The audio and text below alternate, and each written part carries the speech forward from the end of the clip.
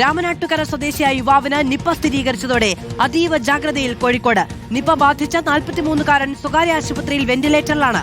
Pune virology ഇൻസ്റ്റിറ്റ്യൂട്ടിൽ നിന്നുള്ള പരിശോധനാ ഫലം ഇന്ന് 3 മണിയോടുകൂടി ലഭിക്കും. യുവാവിന്റെ റൂട്ട് മാപ്പും ഇന്ന് പുറത്തുവിടും. ബന്ധുക്കളായ 5 പേരുടെ സ്രവ സാമ്പിളുകൾ പരിശോധനയ്ക്കയച്ചു. കളക്ടറുടെ അധ്യക്ഷതയിൽ അടിയന്തര യോഗം ചേരുകയാണ്. നിപ ബാധയുടെ പശ്ചാത്തലത്തിൽ ആരോഗ്യമന്ത്രി വിളിച്ച ഉന്നതതല യോഗം 12:30-നാണ്.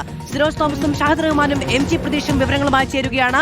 ആദ്യം സിനോജിലേക്കാണ്. സിനോജ, ഈ രാമനാട്ടുകര സ്വദേശിയായ യുവാവിന് നിപ രോഗബാധ സ്ഥിരീകരിച്ചിരിക്കുന്നു എന്നുള്ളതാണ്.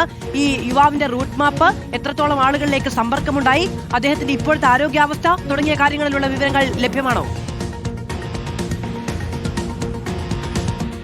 മാധവ്, കോഴിക്കോട് മെഡിക്കൽ കോളേജിലെ ഐസൊലേഷൻ വാർഡിലാണ് ഈ 43 വയസ്സുകാരൻ ചികിത്സയിലുള്ളത്. അല്പം സീരിയസ് ആണെന്നാണ് അവിടെ നിന്ന് ലഭിക്കുന്ന വിവരം. അതായത് ഇദ്ദേഹം മലപ്പുറം ജില്ലയിലെ വാഴയൂർ പഞ്ചായത്തിലെ പൊന്നേപ്പാടത്തുള്ളൊരു ഗോഡൌണിലാണ് ജോലിക്ക് പോയത്. ഇദ്ദേഹം ഗോഡൌണും പഴയ വീടുകളൊക്കെ തന്നെ പൊളിക്കുന്ന ജോലി ചെയ്യുന്ന വ്യക്തിയാണെന്ന് പറയുന്നു.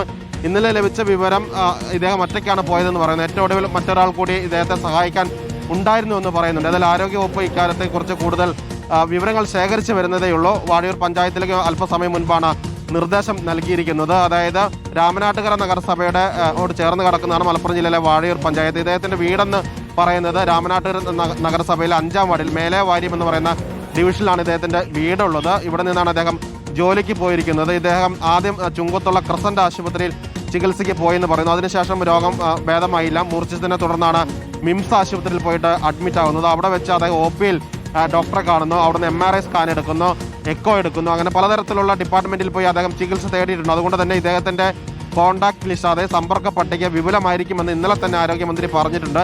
ഇതുമായി ബന്ധപ്പെട്ട റൂട്ട് മാപ്പ് ഉൾപ്പെടെയുള്ള കാര്യങ്ങൾ തയ്യാറാക്കുന്ന തിരക്കിലാണ് ആരോഗ്യ വകുപ്പുള്ളത്. ഇതുവരെ റൂട്ട് മാപ്പോ സമ്പർക്ക പട്ടികയോ പുറത്ത് വിട്ടിട്ടില്ല.